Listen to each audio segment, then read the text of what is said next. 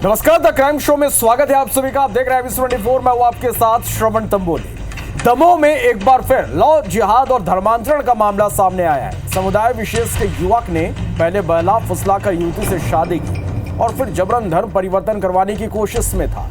Police अब ये जो मामला है पुलिस तक पहुंचा है। इस रिपोर्ट को आप देखिए।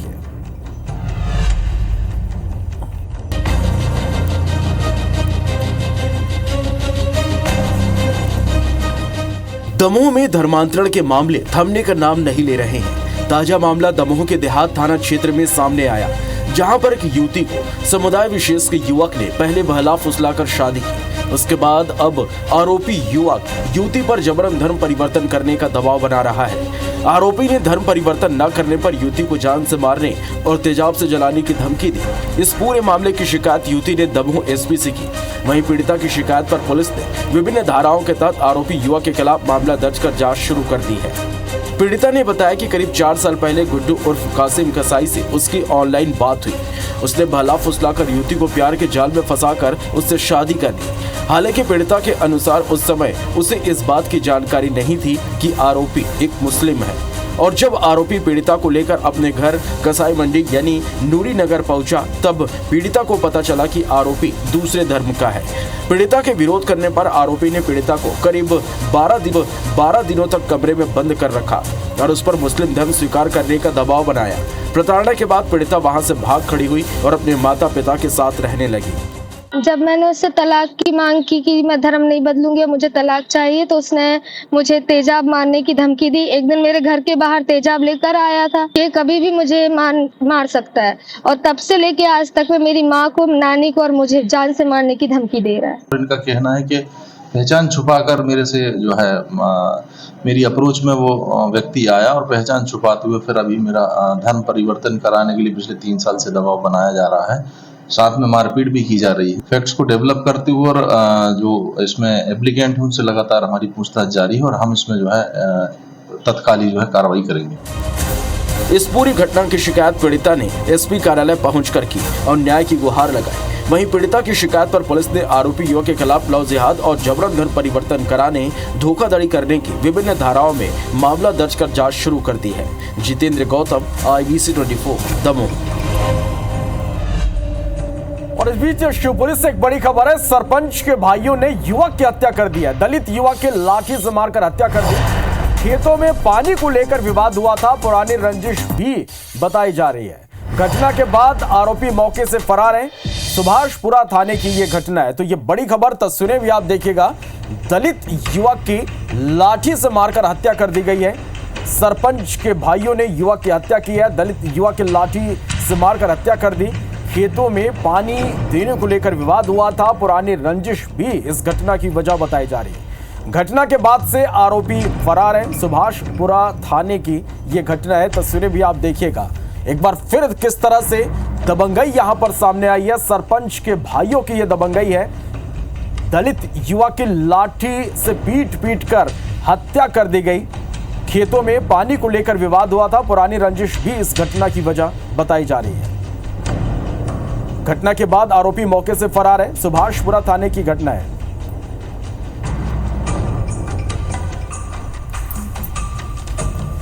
चलिए, और एक बार फिर यहां सरपंच के भाइयों की दबंगई सामने आई है। बीजेपी प्रवक्ता मिलन भार्गव जी हमारे साथ इस वक्त फोन लाइन पर जुड़े हैं।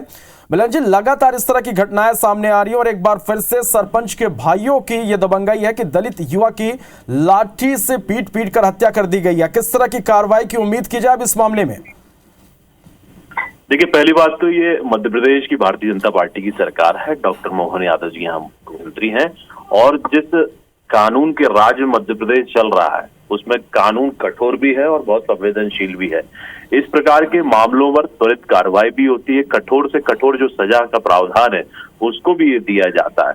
लेकिन दुर्भाग्य से यहाँ हमारे जो विपक्ष के नेता हैं, क्योंकि ये जो घटना हुई है ना कि ये संस्थागत है, ये व्यक्तिगत रंजिश और जो भी मामले सामने आ रहे हैं प्राथमिकी तौर पर, ये उस कारण से हुई है। इसकी जांच होगी, दूध का दूध पानी का पानी होगा। संबंधित व्यक्तियों को सजा भी मिलेगी।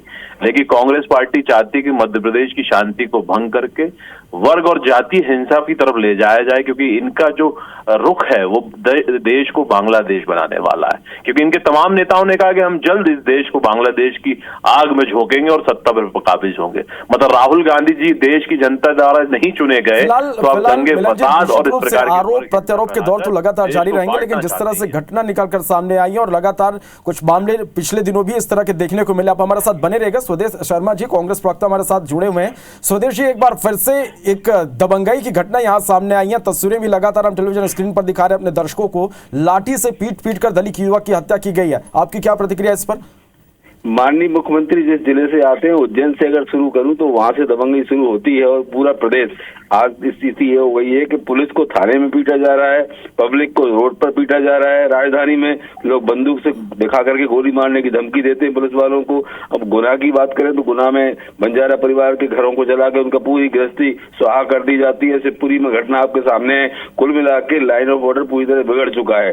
माननीय मुख्यमंत्री महोदय सिर्फ इसमें लगे हुए हैं कि कैसे उनकी ज्यादा पब्लिसिटी बढ़े। अब विदेशों के दौरे पर जरूर है, लेकिन माननीय मुख्यमंत्री महोदय से मध्य प्रदेश की जनता आग्रह करती है कि आप गृह मंत्रालय आपसे संभल नहीं रहा, आप छोड़िए, किसी सीनियर आदमी को बना दीजिए ताकि मध्य प्रदेश का लाइन ऑफ ऑर्डर संभल सके। आज स्थिति ये हो चुकी है बद से बदतर। ना तो आदिवासी सुरक्षित है, ना अनुसूचित जाति जनजाति का व्यक्ति सुरक्षित है, ना गरीब तबके का कोई व्यक्ति सुरक्षित है। ये नए नए फरमान जरूर जारी कर देते हैं, लेकिन कुल मिला के होने जाने वाला कुछ भी नहीं है। पुलिस पर इतना अंकुश है स्थानीय सत्ताधारी लोगों का कि पुलिस निष्पक्षता से काम नहीं कर पा रही है। कुल मिला के मध्य प्रदेश के हालात बद से बदतर हो चुके हैं। यही वजह है कि अब कभी भी सरकार से कभी कोई बाई इलेक्शन हो, विपक्ष जीत नहीं पाता है, लेकिन विजयपुर में जीत और बिरसा में जीतते जीतते थोड़े हम रह गए हैं। इतना सब पब्लिक इनके विरोध में है। ये सबसे बड़ा प्रमाण है कि सरकार ठीक काम नहीं कर रही है। जी, हमारे साथ मिलन भार्गव जी भी बने हुए हैं। मिलन जी, स्वदेश जी को आपने सुना, सीधे तौर पर ये आरोप लगा रहे हैं कि कानून व्यवस्था प्रदेश में नहीं संभाल पा रहे हैं। देखिए, स्वदेश जी को मैं याद दिलाना चाहता हूं, जब आपकी भी 2020 में जब सरकार थी, धन प्रसाद अहिरवार आपको याद होंगे, जिन्ना जला दिए गए थे। लेकिन जिन्ना जलाने वाले कौन थे? इरफान खान। आपने कार्रवाई नहीं की थी। ये धर्म देखकर कार्रवाई करते हैं। यदि अपराधी खान होगा तो इनको कार्रवाई नहीं करनी है। लेकिन दुर्भाग्य है कि मध्य प्रदेश में ना जाति देखी जाती है, ना वर्ग देखा जाता है तो मानवता। और इस मानवता को झंझोड़ देने वाली घटनाओं पर बहुत त्वरित और संवेदनशीलता के साथ कार्रवाई भी की है हमने, और अपराधों पर अंकुश भी लगाया है। हर अपराधी कांग्रेस से जुड़ा क्यों निकलता है, ये जवाब देना चाहिए। हर अपराधी की जड़ें जो हैं वो कांग्रेस नेताओं के द्वारा ही क्यों दिखाई देती हैं। और स्वदेश जी जितनी बातें कर रहे हैं, कहाँ गए थे जब आप देश में जिस प्रकार से दलितों को आगे उन्नत करने की दिशा में काम होता है, तो आप उसमें रोक लगाने का काम करते हैं। और इस घटना को भी लेकर ये बांग्लादेश की भावना यहाँ करना चाह रहे हैं। ये चाह रहे हैं कि इस घटना को भ्रमित करके हम प्रदेश की शांति को भंग कर सकें। ये प्रयास कर रहे हैं, जबकि इसमें आप देखिए इस घटना से जुड़ी जांच में भी जो लोग हैं उनको पकड़ा गया और आगे जी। चलो मिलन जी, आप हमारे साथ बने रहे। स्वदेश जी, मिलन जी को आपने सुना, वो आप पर ही, आपकी पार्टी पर भी गंभीर आरोप लगा रहे हैं। मुझे बड़ा हंसी आती है कि सरकार इतनी कमजोर हो गई है, विपक्ष इन पर हावी है। ये सिद्ध करना चाहते हैं कि विपक्ष सरकार चला रही है, विपक्ष लाइन ऑफ ऑर्डर संभाल रही है और विपक्ष ही बिगाड़ रही है। अरे भाई, आज लोकतंत्र के युग में ये मानता हूं कि विपक्ष का एक रोल होता है कि अब मुद्दे को उठाना, लेकिन सत्ता का काम है कि मुद्दे का समाधान करना। लेकिन ये समाधान की जगह विपक्ष पर आरोप लगाते हैं। हमें ये लगता है कि नेहरू जी, गांधी जी किसी को भूल नहीं पाए हैं अभी तक। अरे आज की बात कर लो, कहाँ पिछली बातें कर रहे हो? पिछली तो कई ऐसी बातें हुई हैं जो इनको अगर देख दिया जाए तो आपका समय कम पड़ जाएगा। चलिए, आप दोनों का हमारे साथ जुड़ने के लिए और इस तमाम बातचीत के लिए बहुत बहुत शुक्रिया। चलिए, और हमारे साथ शालू गोस्वामी हमारे साथ इस वक्त हमारे संवाददाता लाइव जुड़ रहे हैं। सीधा उनका रुख कर लेते हैं। शालू, जिस तरह से ये पूरा मामला निकलकर सामने आया, साफ तौर पर दबंगई यहां पर देखी गई। पुलिस ने किस तरह से इस पूरे मामले में एक्शन लिया? क्या आरोपियों की गिरफ्तारी हो पाई? किस तरह से पुलिस इस मामले में कार्रवाई की तैयारी में है? जी बिल्कुल, आपको बताना चाहती हूँ कि अभी तक 8 लोगों पर यहाँ पर एफआईआर दर्ज हो चुकी है, जिसमें सरपंच के भाई समेत एक महिला भी हैं और स्वयं सरपंच भी हैं। लेकिन अगर गिरफ्तारी की जहां तक बात की जाए तो अभी गिरफ्तारी सामने नहीं आई है किसी की भी। किस बात को लेकर ये पूरा विवाद हुआ? कब की ये पूरी घटना है? थोड़ा विस्तार से आप बताएंगे इसको। जी बिल्कुल, मैं आपको बताना चाहती हूँ कि एक बोरवेल को लेकर ये पूरा विवाद हुआ है। बोरवेल, ये दोनों ही पक्षों ने अपनी सहमति से वहां पर एक बोर करवाया था, जिसके बाद में जो सरपंच की जमीन थी वहां से बोरवेल का पाइप जा रहा था और मृतक जो दूसरे पक्ष के लोग हैं उन्होंने उस पाइप को वहां से निकालने की कोशिश की, जिसको लेकर ये पूरा विवाद गहराया और विवाद इतना बढ़ गया कि विपक्ष दोनों ही पक्षों में हाथापाई और गाली गलौच हुई। लेकिन जो दलित जो मृतक थे उसकी इस तरीके से डंडे और लाठियों से उसकी पिटाई की गई कि वहां पर मृतक वहीं ऑन द स्पॉट उसकी मृत्यु हो गई। शालू, जिस तरह से ये घटना सामने आई है, तस्वीरें भी हम लगातार दर्शकों तक पहुंचा रहे हैं। शालू, आखिर क्या लगता है कि क्यों यहाँ पर इस तरह की घटनाएं निकलकर सामने आ रही हैं? लोग कानून अपने हाथ में ले रहे हैं। जिस तरीके से मैं अभी तक यहाँ पर देख पा रही हूँ, जो शिवपुरी के अभी तक मुद्दे हैं, ये कई सारे ऐसे मुद्दे हैं जो अभी तक सामने आए हैं, जहां पर हत्या के मामले सामने आ रहे हैं। कहीं ना कहीं लगता है कि शिवपुरी पुलिस की जो कार्यशैली है उस पर प्रश्न चिन्ह है। बिल्कुल शालू, बहुत बहुत धन्यवाद आपका हमारे साथ जुड़ने के लिए और इस तमाम जानकारी के लिए।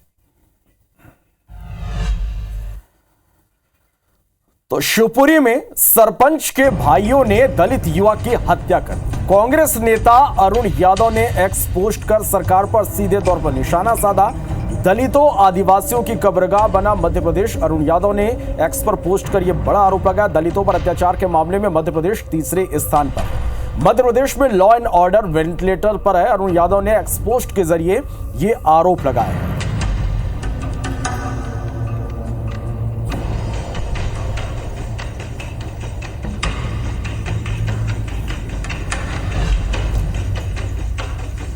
पहले गुमशुदगी, फिर हत्या और फिर एक सुसाइड।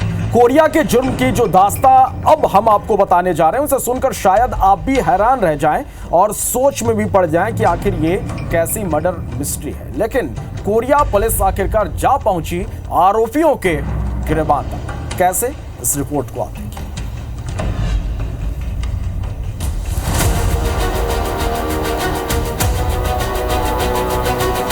वो घर से ब्रेड बेचने निकला था, लेकिन वापस नहीं लौटा। वापस आई तो सिर्फ मौत की खबर। जी हां, खून की ये ऐसी दास्तां है जो ये बताती है कि बच्चे अब बच्चे नहीं रहे। ये अपने मंसूबों में कामयाब होने के लिए किसी को भी मौत के घाट उतार सकते हैं। दरअसल कोरिया के चंपाझर गांव में हुए 12 साल के बच्चे की हत्या की गुत्थी पुलिस ने सुलझा ली। पुलिस ने आरोपी को गिरफ्तार कर जेल भेज दिया है। दरअसल बच्चे ने आरोपी को उसकी प्रेमिका से गले मिलते देख लिया। उसने आरोपी से कहा था कि वह उसके घर में बता देगा। इससे डरे और गुस्साए आरोपी ने अपने 14 साल के दोस्त के साथ मिलकर पहले बच्चे के सिर पर पत्थर से वार किया और फिर चाकू से उसका गला रेत कर हत्या कर दी। महेश प्रजापति से कुछ परिस्थितिजन्य साक्ष्य मिले हैं। इसकी जो एक गर्लफ्रेंड थी जिससे यह लगातार जंगल में मिलता था, जिससे नाबालिग बालक को पता चल गया था और उसे कहता था कि मैं ये बात आपके घर में बता दूंगा। लेकिन ये मामला तब और उलझ गया जब इस मामले में पूछताछ के लिए दोनों को थाने बुलाया गया। पूछताछ के बाद एक बच्चे ने फांसी लगाकर आत्महत्या कर ली थी। जब उसके दोस्त से पुलिस ने सख्ती से पूछताछ की तो इस जघन्य हत्याकांड का खुलासा हुआ, जिससे सब हैरान रहे। आरोपी जो है महेश, उसने एक अन्य नाबालिग जो कि जिसने आत्महत्या कर ली है उसके साथ मिलकर इसे जंगल में ले जाकर इसकी हत्या कर दी, जिस पर पुलिस के द्वारा अपराध पंजीबद्ध कर लिया गया है और इसे न्यायिक रिमांड पर जेल भेज दिया गया। 12 साल 14 साल की ये उम्र खेलने कूदने की होती है, लेकिन अलग अलग हालातों में कब ये बच्चे जानवर बन जाते हैं कहा नहीं जा सकता। घर में अपने अफेयर की बात बताने के डर से पहले एक बच्चे की निर्मम हत्या और फिर पकड़े जाने के डर से एक और बच्चे की आत्महत्या हमें सोचने पर मजबूर करती है कि हमारा समाज आखिर कहां जा रहा है और कहां हम चूक रहे हैं। कोरिया से IBC 24 के लिए सतीश गुप्ता की रिपोर्ट। और अब खबर मनेंद्रगढ़ से, जहां नाबालिग से गैंगरेप केस में एक्शन हुआ। गैंगरेप के मामले में वन विभाग के डिप्टी रेंजर को निलंबित कर दिया गया। मुख्य वन संरक्षक ने यह कार्रवाई की है। बता दें कि डिप्टी रेंजर उत्पादन इकाई जिरकपुर में पदस्थ था। डिप्टी रेंजर के घर में नाबालिग से दुष्कर्म हुआ था। वहीं मामले में पहले ही तीनों आरोपी शिक्षक निलंबित हो चुके हैं।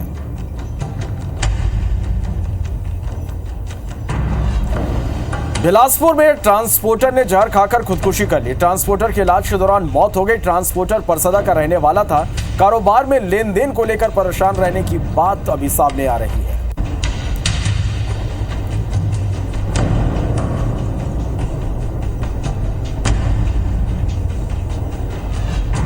इधर बिलासपुर में रिटायर्ड कर्मी से 8.73 लाख रुपए की ठगी का मामला सामने आया।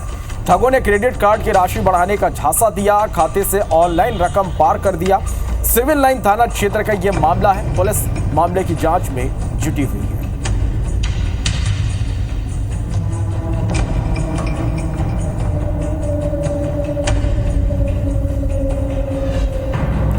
बिलासपुर में स्कूल की प्रधान पाठक को धमकी भरा कॉल आया। महिला टीचर ने सीपत थाने में इसकी शिकायत की है। शिक्षिका का स्कूल में सोते हुए वीडियो वायरल हुआ था। वहीं अब पैसे न देने पर सस्पेंड और बर्खास्त करने की धमकी मिली है। मंत्रालय का अफसर बताकर धमकी दी गई है। अज्ञात शख्स ने धमकी देते हुए शिक्षिका से 25,000 रुपए की मांग की है।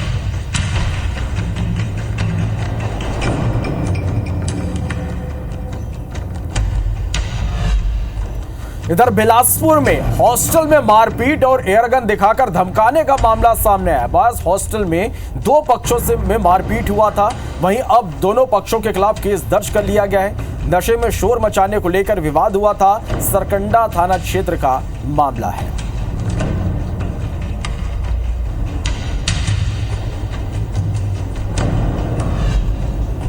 इधर अंबिकापुर में ऑटो ड्राइवर की पिटाई के मामले में एक्शन हुआ। पुलिस ने 2 आरोपियों को गिरफ्तार कर लिया। आरोपियों पर ऑटो ड्राइवर को अगवा कर उसकी पिटाई का आरोप है। आरोपियों और ऑटो ड्राइवर के बीच वाहन की टक्कर के बाद विवाद हुआ था। विवाद के बाद ऑटो चालक को पुल के नीचे फेंककर ये आरोपी फरार हो गए थे।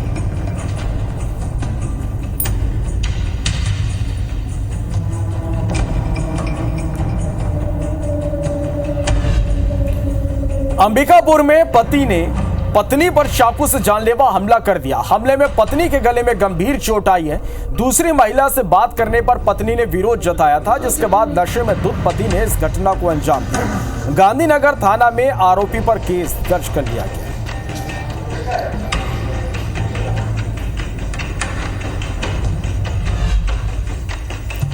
अंबिकापुर में युवक ने मां और भाई पर एसिड फेंक दिया। युवक ने अपनी मां और भाई पर एसिड से हमला कर दिया। धान बंटवारे को लेकर दोनों भाइयों में विवाद हुआ था, जिसके बाद आरोपी ने अपनी मां और भाई पर एसिड अटैक कर दिया। एसिड अटैक में मां और भाई झुलस गए। जगदीशपुर इलाके की ये घटना है।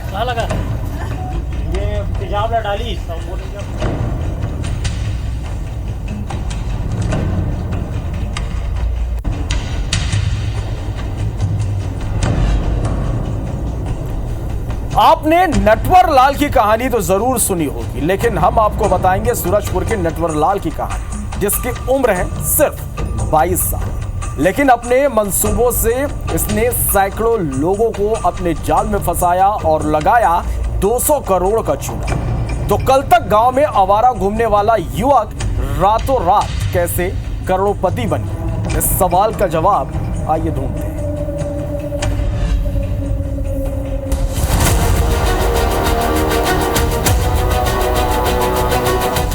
जिला सूरजपुर, गांव सोनपुर, नाम अशफाकुल्ला, उम्र 22 साल, पेशा ठगी। इस शख्स को ध्यान से देखिए, इसकी उम्र है सिर्फ 22 साल। लेकिन आप इसकी कम उम्र से धोखा मत खाइएगा। इतनी कम उम्र में ये कर चुका है 200 करोड़ से ज्यादा की ठगी। ये अपनी भोली भाली बातों में सबको फंसाता था और गांव के लोगों को ब्याज का लालच देकर रकम दोगुनी करने का झांसा देता था। पहले इसके जाल में लोग फंसे। पैसे को दोगुना करने का लालच देकर पहले हजारों, फिर लाखों और फिर करोड़ों रुपए लेने लगा। शुरू में लोगों का विश्वास जीतने के लिए कुछ लोगों का पैसा दुगना किया और मोटा ब्याज भी दिया। साथ ही उपहार के तौर पर कई लोगों को महंगी गाड़ियां और मोबाइल भी गिफ्ट किया करता था। इस जालसाज के ठगी के जाल में मामूली ग्रामीण से लेकर वकील, पुलिस, नेता और बड़े बड़े व्यापारी भी शिकार बने हैं। 3 सालों तक आरोपी काला कारोबार बड़े आराम से चला रहा था। आखिरकार जब ये रकम 200 करोड़ से ज्यादा की हो गई, तब एकाएक अशफाकुल्लाह अपने परिवार सहित गायब हो गया। जब निवेशकों के सब्र का बांध टूट गया, तब वो उसके दुकान में पहुंचकर तोड़फोड़ करने लगे। हमारा भांचा ही लगेगा, इसलिए थोड़ा सा हम लोग करीबी होते हुए उस पर भरोसा कर पाए। शुरुआत में तो नहीं दिए, लेकिन शुरुआत तो बोला कि 10%, 12% ऐसे करके पैसे का।